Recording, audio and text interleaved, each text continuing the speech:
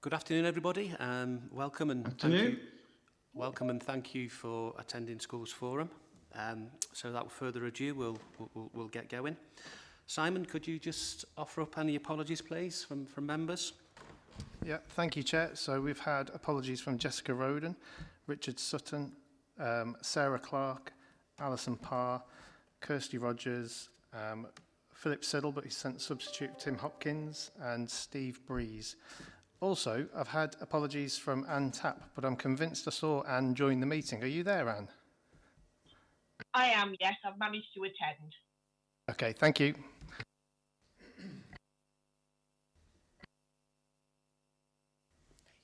Oh, sorry, I'm on. Anne, we don't take much confusing, but you've confused us. Before we move on to item number 2, can I just welcome Steve Barnard, who's going to be an observer from the ESFA. So we better all be on our best behaviour. So welcome, Steve. Have we got any declarations of interest, please?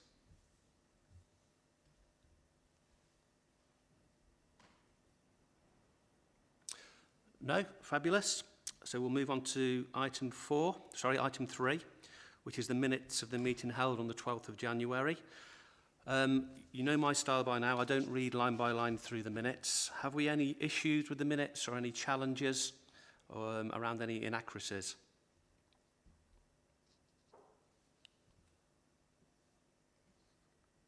Steve? Yeah, are you doing matters arising as well? Yeah, we'll do matters arising after we've done any concerns with the minutes. Okay, I'll take my hand down then.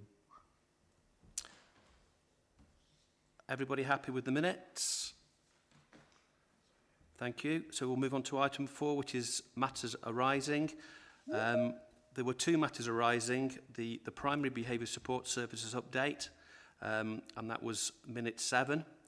Tim, have you got an update on that, please? Afternoon, everybody. Yes, so I do have an update. In terms of this, this was to ask around the exclusions of primary age children. And so what we've done is looked at the exclusions of primary age children over the financial year, so 21-22, sorry. There were 8 pupils who were permanently excluded, and of those 8 pupils, 5 had been referred to the behaviour support services. Out of the 135 youngsters that had been referred in, so that was just under 4% of that population. Of the other 3, one of those 3 had been referred previously, and then the school didn't take up the offer of some additional support. One of the pupils was referred into the service, but then moved out to the county before the support was delivered. And then there was just 1 youngster that hadn't been referred into the service. So that's the update there. Okay, thank you, Tim. Have we got any further questions for Tim around that particular item? Okay, thank you. So we'll move on to the second item from Matters Arising, which is the Minority Ethnic Achievement Service update, which was on minute 8. And again, Tim, please. Thank you, Chair. Just to say that this was not particularly around the Ethnic Minority Achievement Service. This was to do with those Afghan refugees and settlement. And we've got an update from that. So none of the families that were housed in the bridging accommodation in Newcastle settled permanently in Newcastle. All the families that were actually at the bridging accommodation were offered a permanent home in Staffordshire. So as a total of 25 permanent homes were made available by district and borough councils and Stoke-on-Trent City Council. 2 of those were offered by Newcastle Borough Council, but they were taken by families who lived elsewhere.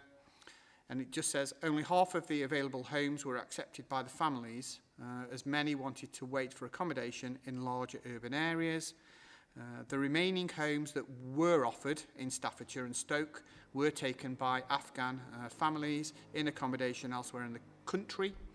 And then when the Home Office advised families that the bridging accommodation or the hotel in Newcastle was to close, those that had not accepted the offer of a permanent home in Staffordshire were then relocated, and none of the families that were relocated have moved back into the Newcastle district. Okay, thank you, Tim. Have we got any further questions for Tim around that particular area? Okay, thank you. Item 3, which is the minutes, and item 4, last chance for anybody to ask any questions around those two particular items. Steve? Yes, so just one matter arising from the minutes of the last meeting on page 5, the penultimate paragraph, which was about access to support when dealing with behaviour of challenging children. There's a reference towards the end of that paragraph to a consultation taking place towards the middle of the spring term, this spring term, and I believe that's been delayed. So I wonder if we could just have a bit of background to that, please. Thank you. Okay, thank you, Steve. Again, I'll bring Tim in. Yeah, thank you again. Thank you, Steve, and thank you, Chair. In terms of that response, Steve, yes, a decision was made due to the district and borough elections that PERDA should apply, and so that in terms of the consultation can't take place during that PERDA period, and PERDA finishes on the 4th of May when the district and borough council elections take place. And the update is that consultation will begin on the 17th of May, and then it will take place right the way through to the 5th of July. And Steve, I did put that in a reply to you to say I think I've had that confirmed now, so those dates have been confirmed. Thank you very much, Tim. Okay, thank you, Tim. Moving on to item 5, which is decisions taken by the chairman under delegated powers. For the record, there haven't been any decisions made by myself, which leads us on to the advance notice of the election of chair and vice chair. Simon, could you pick that up, please? Sure, thank you, Chair. So this is just very quickly, just to let members know that at the next meeting that we have in July, we'll be looking for well, we won't be looking for a new chair and vice chair, but we'll be going through the election process for a chair and vice chair. So it's just advanced warning. If anybody has any interest in that role, to have a think about that over the next few months. If you'd like to put yourself forward, you will need to have somebody second you, or propose you, sorry. If you'd like to have a conversation with me, then you can do that, or Tim. If you'd prefer to have a chat with Tim, then you can contact us just to have a chat through it. I'm sure many of you have been through the process before where at the next meeting, which will be face-to-face, the people who'd like to put themselves forward and the proposers will do so, and then there'll be a vote of the forum members, and obviously the person with the most votes is voted in as chair for the next few years. So it's just advance warning of that process. Tim?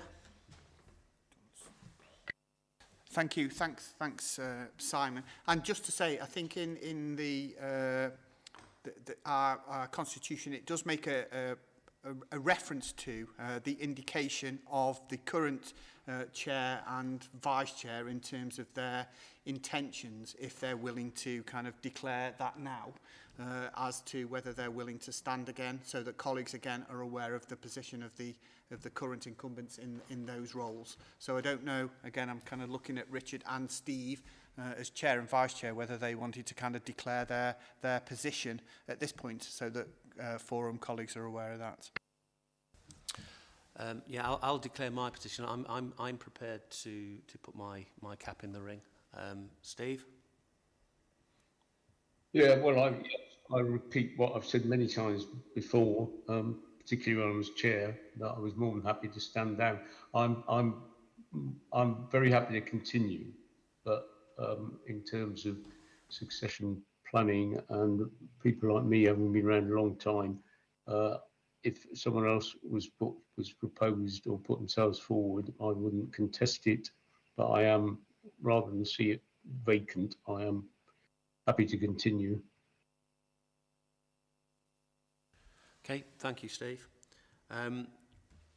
Leading nicely on is item 7, which is the May election, Simon. Okay, thank you. So again, this is advance warning for the members that this affects. As you'll be aware, when you're elected onto the forum, it's for a 4-year period. After that 4-year period is up, we go through an election process, which as incumbent members, you're entitled to put yourself forward again. But I just wanted to let those people on my list in front of me know that their positions are coming to an end in May, and the election process will be taking place at the similar sort of time. So they are Vicky Lewis with the Maintain Primary, Anne Tapp, Primary Academy, Abigail Rourke, Primary Academy. Moving down, we've got Alison Parr, All Academy Special Schools, and Richard Redgate with All Alternative Provision Academies. Also, Chris Wright, you're the Middle Schools Forum representative.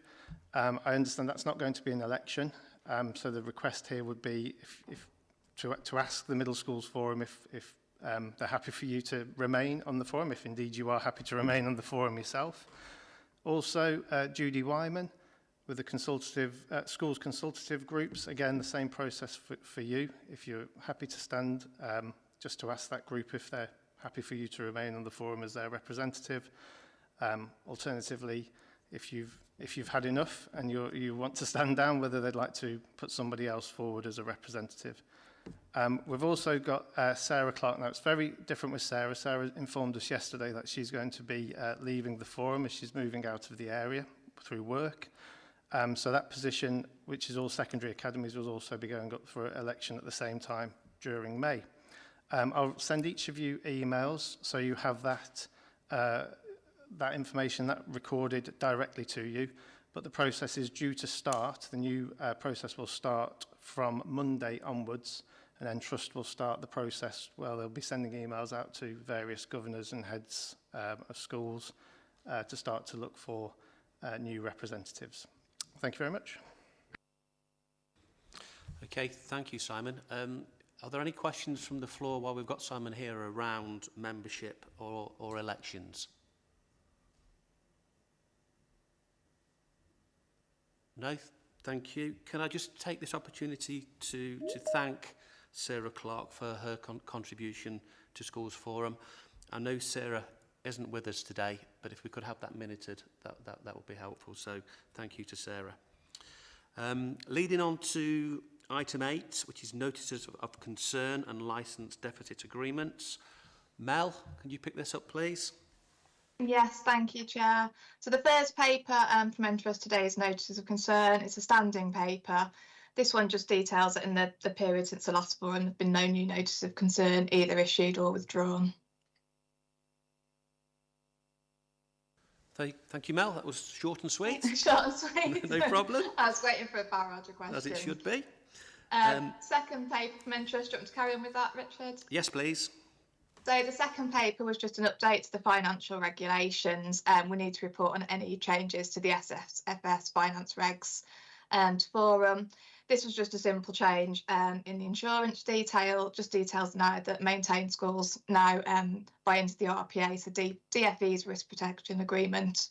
So the details in the appendix, the existing text, and then what's in the guidance now.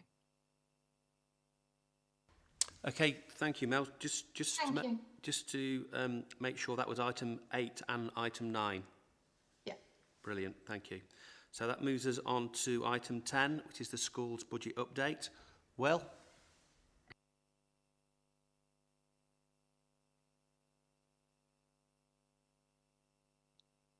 Thank you, Chair. Sorry, I was on mute. This is the annual report for school budget report for 23-24. Most of the decisions have already been made, and all the decisions have already been made and communicated to schools via the SLN. So all the budget statements and the TRAs are there, and all the earlier providers will be getting their budget notifications by the end of the month if they haven't received them already. But this is just a high-level report to confirm what the decisions were. So the executive summary says that the schools for schools, there was a request to transfer 0.5% of schools block tier 3 to high needs, which was rejected by the Secretary of State. So that funding remained in the school block. The growth fund budget has been set at 2.7 million, and any underspend will be transferred to the DSG reserve as per the deficit recovery plan. The final education functions levy for the general duties for maintained schools has been set at £54 per pupil, which is a slight reduction to that communicated in November's forum.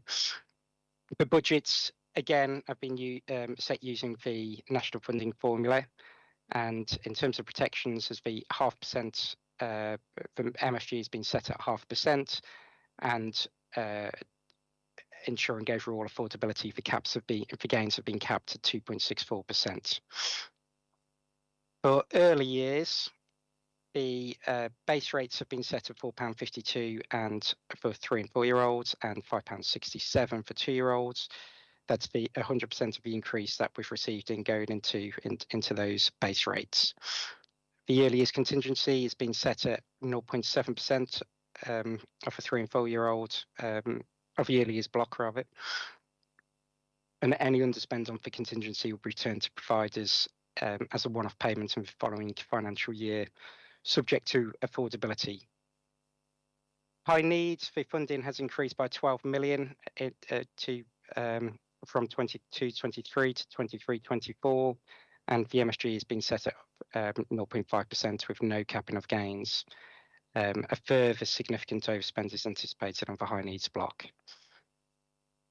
So just stepping through the report briefly, the central provisions, the dedelegation of the central school services block are basically as confirmed in November 22-23. So we'll retain the central block, the fund for historical commitments, and all the ongoing functions mentioned in that report, and no change to the delegation other than the risk protection arrangement. The RPA has been confirmed at £23 per pupil. The growth fund, the allocation was 4.1 million. With this funding has been used to fund growth above the census and the NFF, which is 1.4 million, meaning 2.7 million is left to meet commitments under the infant class size and exceptional growth fund policies, and any underspend will be transferred to a DSG reserve in line with the deficit recovery plan. And again, for the education functions, for the general duties has been set at £54, which is a slight reduction in that forecast at the November meeting of £56.47. Stepping through to the school budgets, the factors within the NFF for deprivation have increased by 4.3%. All other factors have increased by 2.4%. And the supplementary grant for 23-24 has now been rolled into the NFF, into the various factors. The 0.5%, as already talked about, has been rejected from the Secretary of State, so that remains in the schools block. This has meant that overall affordability, the MSG has been it's been set at 0.5%, but the gains have had to be capped at 2.64%. The major announcements we've had in the last few months was in the autumn statement, with a separate mainstream schools additional grants being, which is going to be on top of this funding at the rates published in paragraph 15 of the report, which for Staffordshire is estimated to be as a whole about 21 million, which is just over 3% of the allocation. But that is going to be confirmed to us in spring this year, and we expect to be making payments out in April. But the academies will receive the funding directly from the ESFA. Moving on to early years, the paragraph 19 says the rates coming into Staffordshire for 3 and 4 year olds is £4.87, and for 2 year olds is £5.77, which is an increase of 26p and 20p respectively. This has all gone into the base rate. The Disability Access Fund has increased by £28 to £828 per eligible child per hour, and the early years pupil premium has increased by 2p from 60p to 60p pence per eligible child per hour. With the decision made on the central expenditure and forum in November's forum, this has meant that 96% of our 3 and 4 year old funding can be passed out to providers, which is above the minimum limit of 95%. In order to set the rates, we had another workshop, an annual workshop with the early years reference group with the sector to talk through the pressures they're facing and how they would like the rates to be set. The main issues raised were they wanted to see as much to go through the base rate as possible, and they wanted a continuation of the deprivation funding, and they recognised the need for the contingency. Although with the deprivation funding, there were mixed views on how this should be paid out, and they want to explore the possibility of using different calculation for setting this, which is more child focused. So in summary, the increase that we had from the government for 3 and 4 year olds and 2 year olds has all gone into the base rate. To increase the base rate to £4.52 for 3 and 4 year olds and £5.67 for 2 year olds. The deprivation rates have remained the same as 20p for the lower rate and 30p for the higher rate, which we're estimated to be 1.6% of the overall 3 and 4 year old budget. The contingency fund has been set up to manage fluctuations in demands over the year, and 0.4% of, and it represents 0.4% of the 3 and 4 year old funding and 1.7% of the 2 year old funding, which is equivalent to 0.7% of the whole early years DSG block, which is lower than the 1% threshold advised by the workshop. For the high needs funding, sorry to interrupt, Will, yeah. just to give you a bit of a breather and to catch your breath, can we just give members the opportunity to have any questions around the schools block and the early years before we move on to the high needs? So first of all, have we got any questions around the schools block from members of forum, please?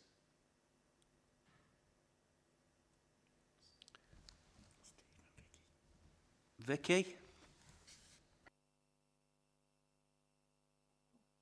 Hi there. Yeah, I just wanted to raise a concern really around school budgets, and just I'm sure everybody's aware of the things that I've just wanted to mention, but just really to understand if there's anything happening centrally around these aspects, really.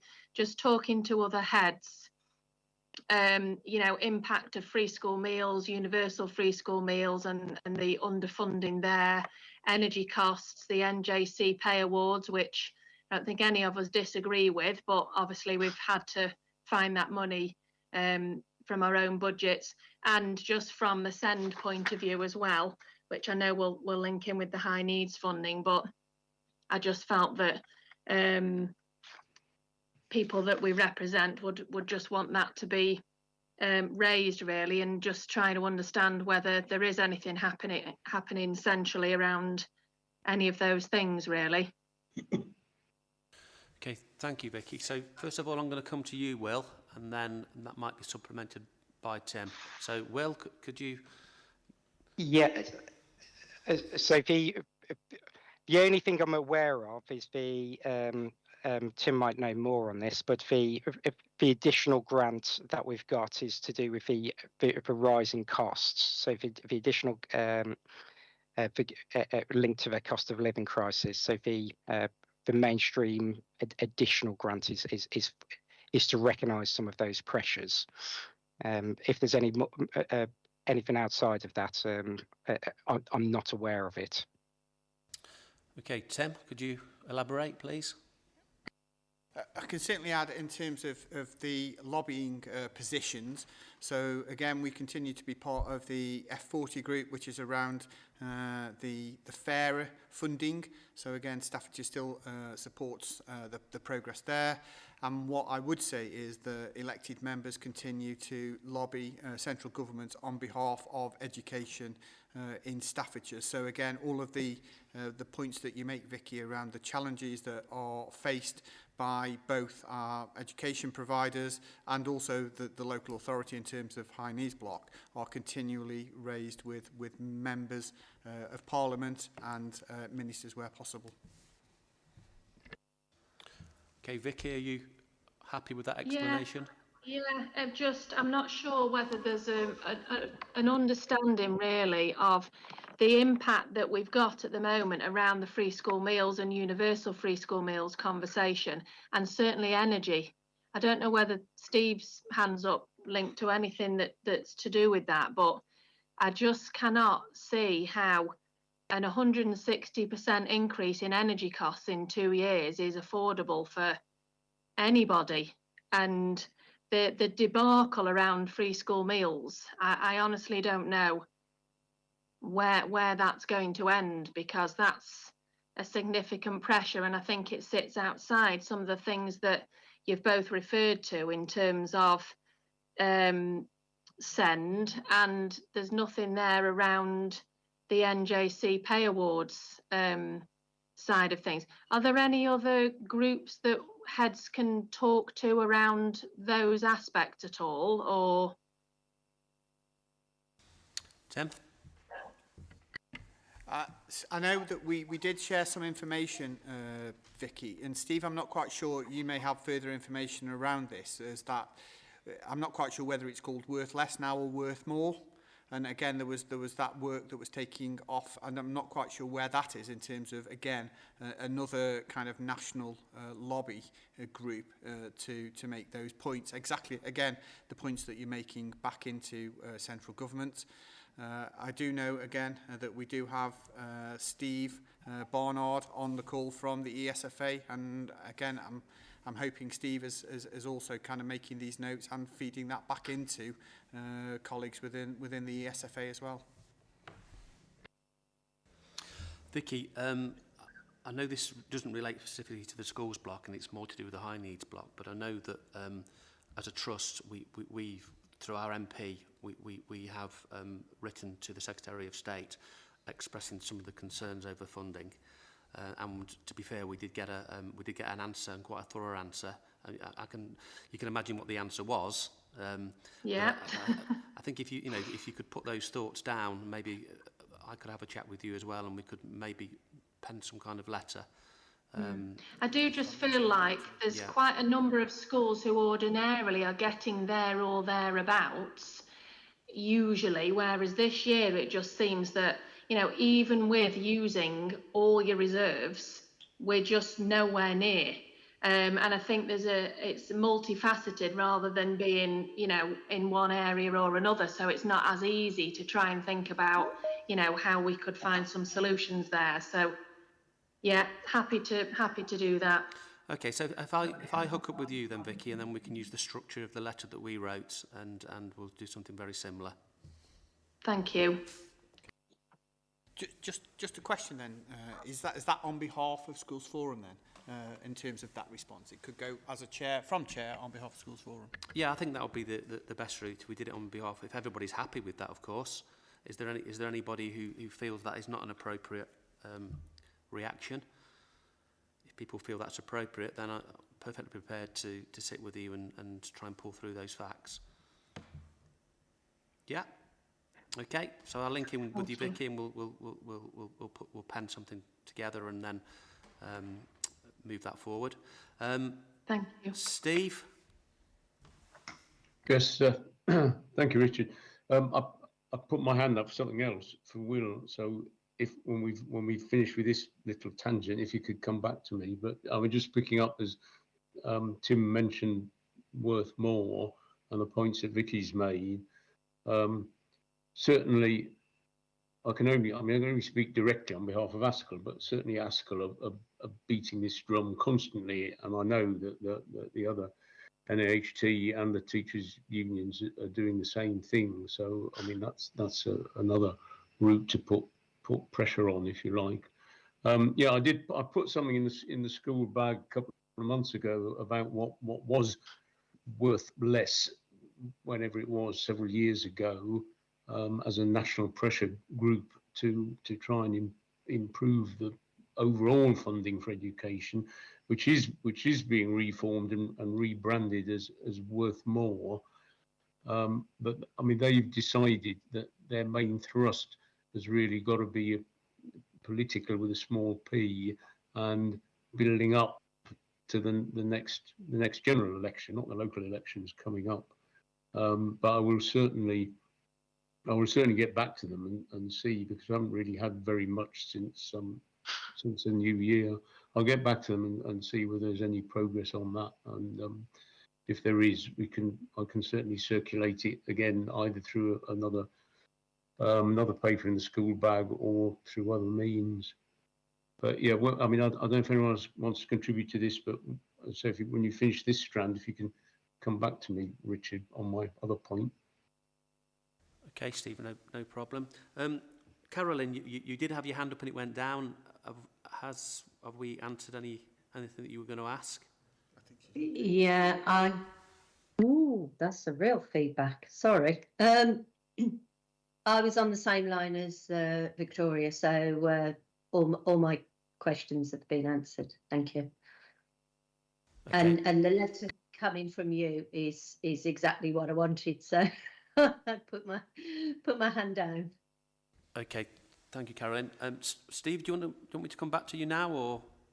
Yeah, that's fine. It's a very specific point for Will, and I apologise for springing it on you, because I could have sourced it myself if I'd made the time. I guess you've probably got a figure in your head, but if you haven't, I apologise again. The cap, the national funding formula cap on gains at 2.64%. What do you know offhand what it is in the current year? The 22-23. Yeah. For 22-23, I don't think we capped for gains, Steve.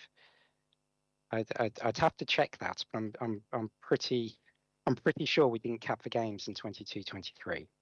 Yeah, I got a feeling that was the case, but I didn't check it. Yeah, we haven't been in a position of having to cap for games for a few years now.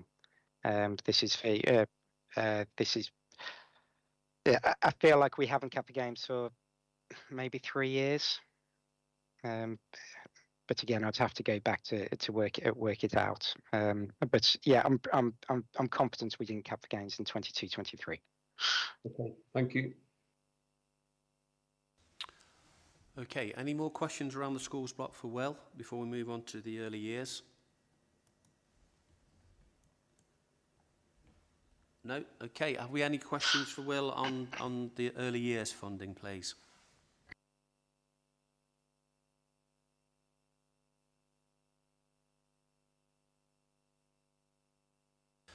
Okay, Will, if you could move on to the high needs block. Yes, certainly. So high needs funding, the government had indicated a high needs block allocation of 122 million in the autumn. However, the recent autumn statement confirmed additional funding for schools of 2 billion nationally, including 400 million, which will be directed to the high needs block, of which Staffordshire would receive 4.8 million in 23-24, of which is according to terms and conditions that have been confirmed alongside the extra funding must be used to provide additional support to special schools and PRUs, equivalent to 3.4% of the estimated total grant funding for each school. So with that extra funding, that takes the actual high needs block allocation for Staffordshire to 127 million for 23-24, which is an increase of 12 million or 10%, which is welcomed, but it is insufficient to close the existing funding gap. and Staffordshire will continue to lobby for both additional funding and a fair and equitable mechanism for addressing cumulative deficits. It is Staffordshire's intention to pass on the full budget increase next year for provision of SEND support. None of this funding will be used to repay historical deficits. The council recognises the financial pressures schools across Staffordshire are facing, and given the increase in government funding, will increase funding to providers by as much as is affordable. The deficits are likely to be in the region of 14 million at the end of this financial year. For 23-24, special school budgets will be set based on a minimum funding guarantee of 0.5%, ensuring that funding for all special schools on a like-for-like basis will increase next year by a minimum of 0.5%. That is in line with government guidance for an MFG of 3% over 2 years, and there'll be no capping of gains. From April, skipping down to paragraph 36, from April 2022, the council introduced a new education banding tool to help calculate top-up funding in a fair and consistent way. And this has now been in place for a year, and a review of the implementation will be undertaken during the forthcoming year to ensure it is delivering the intended objectives. And that's it. Thank you, Will. Before I throw it out to the floor in terms of questions, I think it probably would be prudent if we allowed Anthony to do his report, and then we can ask any questions around the high needs block. So, moving on to the next item, which is item 11. Anthony. Afternoon, all. Okay, so yes, the high needs block update. 22-23, as previously, this is a regular report outlining the latest position on the high needs block. To summarise, the paper outlines the forecast overspend in the high needs block this year is now 8.2 million. It's slightly higher than we said at Q3. I think we said 7.8 at Q3, but yeah, it's about 400 grand worse than we were saying at that point. As previous, demand continues to exceed our capacity. With now nearly 7,000 EHCPs within Staffordshire, and going up generally about 400 per annum. Demand's up 33% from what it was just 3 years ago. Is a key driver of where we currently are. It's impacting across all areas, but especially in the independent sector, with numbers now around 600 and double where they were just 3 years ago. And by some way, the largest budget pressure in the high needs block, given the cost in that space. Importantly, the paper also outlines the significant decline in the DSG reserves, which at the start of the year were already in deficit by 8.6 million. And as Will just mentioned, they'll increase to around 14 million in deficit by the end of the current year, based on the current overspend in the high needs block.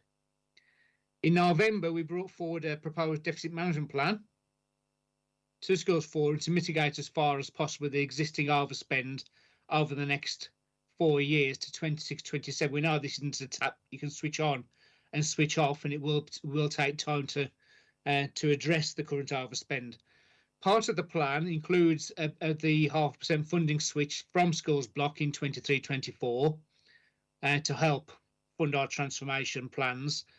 That wasn't supported by Schools Forum, and nor was it subsequently supported by the Secretary of State. And therefore, there'll be no funding switch next year, and the deficit management plan will need to be updated accordingly. The paper goes on to outline the high needs budget for 23-24. And as Will's already alluded to, the funding next year for Staffordshire will be around 127 million. That's 12 million higher than in 22-23. We do recognise the financial pressures that schools across Staffordshire are facing, and given the current overspend, there's a limit to how much of the rise we can actually afford. However, we have obviously made sure we meet the objectives of the MFG criteria set by the government. So next year we'll be setting the MFG at 0.5%. That's equivalent to 3 years, taking into account the increase in 22-23 of 2.5%. So that's 3% over 2 years, and is in line with the government set MFG. Pleasingly, as we'll just mention, including the budget higher than it would have been, because in the autumn statement they announced an extra 400 million for high needs block. That's been passported into the high needs block now in the funding, but there is an extra criteria on that we also need to passport some of that money to special schools, equivalent to 3.4% of the existing grant funding that I made as an additional payment in the new year once we've completed the current year and worked out what that amount needs to be. The report also gives a brief update on other key issues likely to impact on the high needs block in the next year.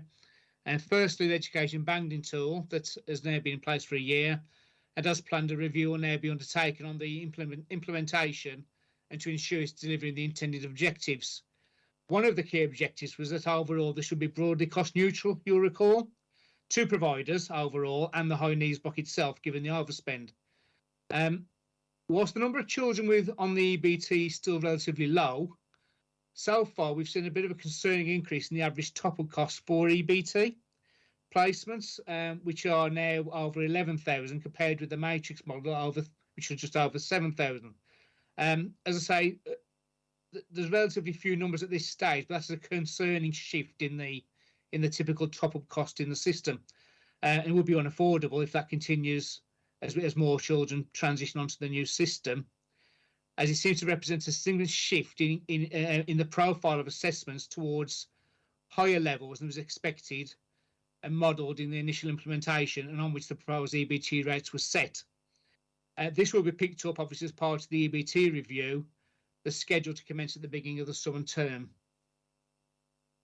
Secondly, the report goes on to update on the additional risk arising from the latest update in the operational guidance relating to recoupment of the HCP costs for children in the care of other local authorities. We consider the government clarification is all thought through, and given the unfair and disproportionate impact this could have on authorities across the sector, the Council is currently working with other West Midlands authorities to try and continue with the current custom and practice and processes that have been in place for several years, and also lobbying the government to either amend the operational guidance or to amend the National High Needs Block funding formula to address the increasing costs that Staffordshire are likely to incur. Further updates will be brought forward as those conversations progress to mitigate the very significant financial risk, which we estimate could be as much as £7 million per annum for Staffordshire. Happy to take questions. Thank you, Anthony, for that rosy view that you continue to have to deliver at every schools forum. Pleasure. I think we've got a number of questions, so the skill for me is to spot whose hand is up. So first of all, we'll go to Steve Barr. Thank you, Richard. Yeah, it's around the EBT, which I was going to raise, and I'm glad you highlighted it, Anthony. So thank you for that. But firstly, it's a request. It's probably not actually for Anthony, but whether Tim or anyone else is able to give us any more information at this stage about what sort of form that review would take, and leading on from that, whether members of Schools Forum might be invited to contribute to it, and whether, having had presentations in the past when the EBT was in the planning stage, whether we might request, and perhaps we could go on a work programme, a presentation after the reviews be concluded as to what the findings were. Okay, thank you, Steve. I'm going to cross over to Tim to see if he can throw some light. Yeah, thank you, Steve. And I'm sure you're okay for me to pick this question up. Yeah, carry on. Yeah, okay, thank you. So in terms of the resource to undertake the review, Steve, that we've secured that, and I think we're pleased in the sense that, as everybody knows, it was Leslie Calverley, who was one of the commissioning managers for SEND, who implemented the EBT last year, and then subsequently took voluntary redundancy from the local authority. That I've been in negotiations with Leslie around securing her time and capacity to start that review process. Now, we have a meeting taking place very early on in April, or the 11th of April actually, where we'll start to scope out that review. My initial conversations with her has been very much along the lines of the way in which we implemented it, as in we will set up a group, and so therefore we will have a working group that will look at it, and we've got no issues absolutely of kind of bringing an update to Schools Forum in July. Thank you. Okay, Steve, are you happy with that? Yep, thank you. Brilliant, thank you. Have we any other hands up? Any other hands? Have we got any other questions before I fire a few questions? Okay, are you sitting comfortably, Anthony? More than? No, mine aren't too bad, Anthony, don't worry. Can you explain to me the supplementary grants in terms of the special schools? I presume it's the 5/12, isn't it? Because it doesn't kick in till April. That at this moment in time hasn't been rolled into the budgets, has it? It sits on a separate line. Actually, in this area, the supplementary has been rolled into the high needs block. So that extra 400 million increased in the revised high needs block for Staffordshire, which was 127 million. We got 4 or 5 million of that 400 million in our budget. So when they originally indicated 122, come the actual final settlement into 227. So in this high needs block, it has been rolled in. However, there's conditions with that increase. They're saying that as part of that extra money we've thrown your way, Staffordshire, you are going to have to make a payment to all special schools on top of the MFG, equivalent to 3.4% of their 22-23 funding levels. He sets a criteria of how it's calculated. Yeah, thanks for that, Anthony, but that wasn't the question. Okay. I thought that was the question, sorry. The question. It sounded very it was all right. I didn't want you were on a flow. I didn't want to interrupt you. Answer. It was a cracking answer, but it wasn't the answer that I wanted. What I'm saying is, as I understand it at the moment, that 3.4% that you quite rightly have said is going to be passed on to the special schools will actually sit on a separate line in the budget. Yes, it's not being rolled as the rate, it's as a separate payment, mate.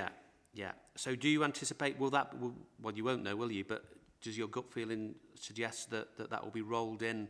I think they've been rolled to the high needs block. The government may well. Do you remember they did this thing with they gave some money last year and not all authorities passed it on? We did because we put 2.5% on, but and that's why they did the 3% over 2 years effective to force those authorities that hadn't to pass it on.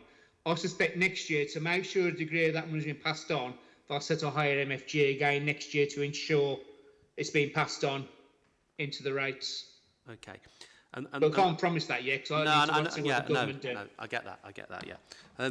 So one of the other questions was, as the Academy's Peru rep, as well as being the chair of Schools Forum, is that what my CFO is telling me that the supplementary grant that's going to be passed on to the Perus will be at detriment because it's going to be based on the numbers back in 2021, quite clearly because of COVID, the numbers were reduced. Am I right? I thought it was based on the 22-23 grant level under the guidance. I have to check, but it's a prescribed calculation in the calculation by the government. How you have to work it out. Could you perhaps have a check and just pop us an email? That'd be really appreciated. Yeah, but it's a prescribed calculation. So we have to follow what the government have advised, regardless. Okay, thank you, Anthony. And then the final one really is for Tim. In terms of the special provision strategy, you spoke earlier around having to delay any consultation. Have we any idea when we were going to get any traction with this in terms of actual implementation? I know that's a difficult question, Tim, but when will we start to see any effects in terms of that deficit management, do you think? Thanks, Richard. Yeah. So the intention is that we consult during the summer term, and then with the outcome towards the end of the summer term, starting for implementation from January 24. So that's when we expect to start to see on the ground increased provision or that enhanced provision from January 24. Okay, thank you, Tim. So unfortunately, Anthony, your information you're going to be providing us for a while is still going to be doom and gloom, but hopefully in the slightly distant future things might begin to change. Can I just come in on that as well in terms of kind of the both the kind of our deficit management plan, but also the other documents that we're providing is, to some extent, even though we will start to implement from January 24, there is still that expectation that within 24-25 that we may still see some, it's plateauing rather than necessarily decreasing, and we expect to see that decrease starting from around 25. Yeah, thanks, Tim. Anthony, have you anything else to add? Actually, a colleague of mine who's on the line is Helen Bradley's just informed that actually the government have quoted the calculation for PRUs. Helen, do you want to speak up and just mention that? Yes, the ESFA have actually, for the PRUs, published the amount that they're expecting us to pass on. It's only the special schools where we've got to calculate the average top up according to the grant rules. So if you visit the ESFA website, they've already published what we are expecting to hand over to the PRUs. And it does say on the how they've calculated that. So it's only the special schools that we need to do a calculation of the average top up spend. For the PRUs, the ESFA have published those additional payments on their website for PRUs. I think Entrust have had those rates, I do believe. Okay, we'll get that forwarded to you. Thanks, Anthony. Richard. Thank you. Okay. Much appreciated.